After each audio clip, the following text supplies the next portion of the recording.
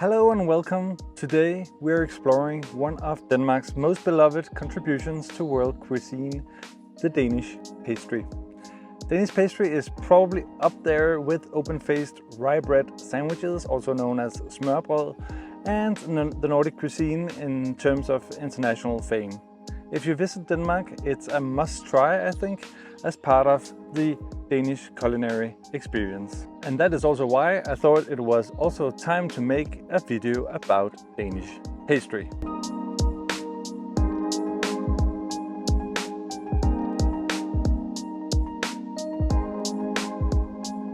In this video, I will give you the Danish take on Danish pastries, how Danes eat them, and my personal favorites as well. Danes refer to different categories of pastry and bakery like morgenbrød, wienerbrød, cakes and cream cakes, flødekager. They are hard to distinguish in practice, and also Danes can have troubles doing that. And frankly, it would be too much to cover all types of Danish cakes and pastry in this video. So I will focus mainly on the pastries, what Danes would eat for breakfast and snack, and leave out the cakes for another video. But before we look at the variety of pastries, let's talk about the history of Danish pastries. The story of Danish pastry begins in the 19th century when a baker's strike led bakery owners in Denmark to hire workers from abroad, including Austria. These Austrian bakers brought with them techniques for making laminated dough, which Danish bakers adapted, adding a delicious twist with sweetener fillings and more butter.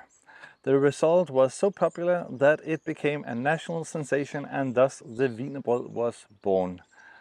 Wienerbrød literally means bread from Vienna in Danish. The magic of this bread from Vienna lies in its dough. The classic Wienerbrød dough is made from yeast-leavened dough layered with butter.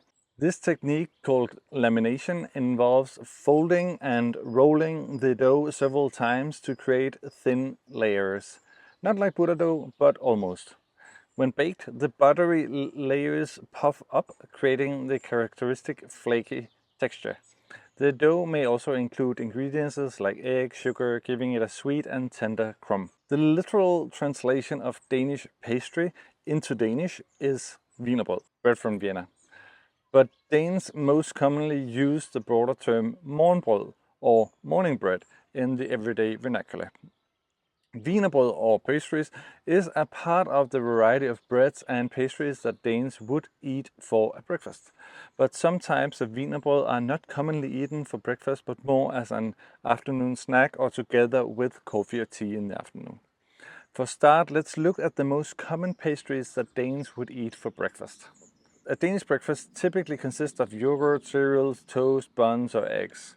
But on the weekend or on special days, Danes may enjoy Danish pastries as well. In the morning, and as part of the morgenbrød I referred to earlier, Danes typically enjoy the less sweet variations of wienerbrød. These include, in order of sweetness, the following. The Frøsnapper, or the Frøsnapper, I don't know. This pastry is a rectangular pastry with slits on the sides, filled with custard and topped with sugar and glaze and poppy seeds. I really like this one of my favorites actually. The next one, a little bit similar, is Tebirkes. I guess it could translate directly into tea poppy seeds or something like that. Tebirkes is a rectangular pastry that is covered with poppy seeds and has a thin layer and custard inside. Yummy. Kanelsnegl or cinnamon roll. It's really a large snail-shaped pastry filled with cinnamon, sugar and butter, and topped with sugar glaze and nuts sometimes. It comes in different variations. Sometimes it's square now, sometimes it's round, sometimes it's bigger. On Wednesdays, for example, there's a tradition of making them a bit bigger and cheaper. So you find them in all sorts of shapes and sizes.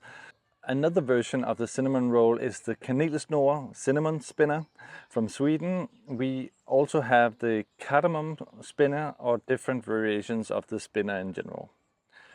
Spandauer is a round pastry that has a hole in the middle filled with custard, jam or cheese and sprinkled with sugar and almonds.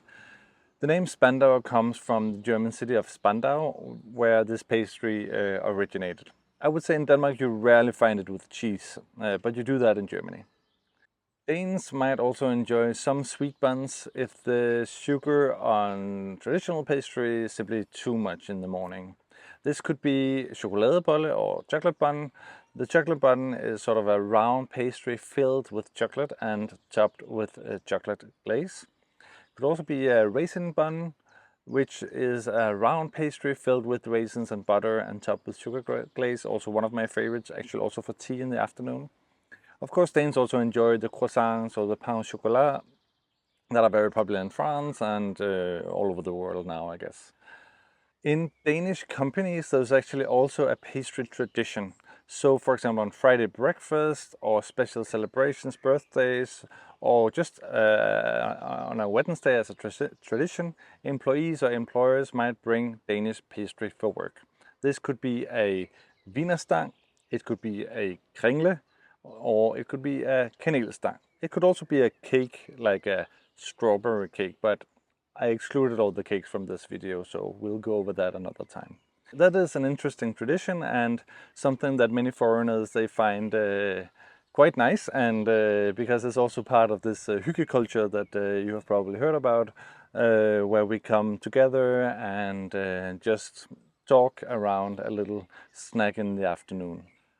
The types of Wienerbrød which are not so common to eat for breakfast are the sweeter, more cake-like types, I would say. These include a huge variety, of which I will only mention a few. The Hindbærsnitte or raspberry cut is a rectangular pastry that consists of 2 layers of puff pastry with raspberry jam in between and icing on the top.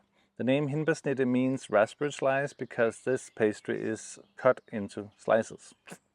And as you can see, it's a sweet one.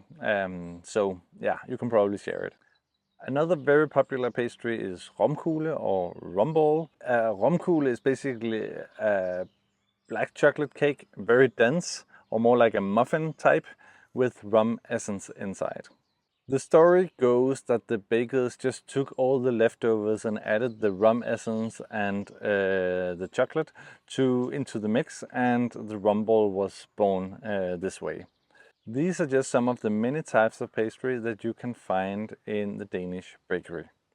There are also seasonal pastries such as Fastelavnsbolle, which are cream-filled buns eaten during the carnival season. I can really recommend those.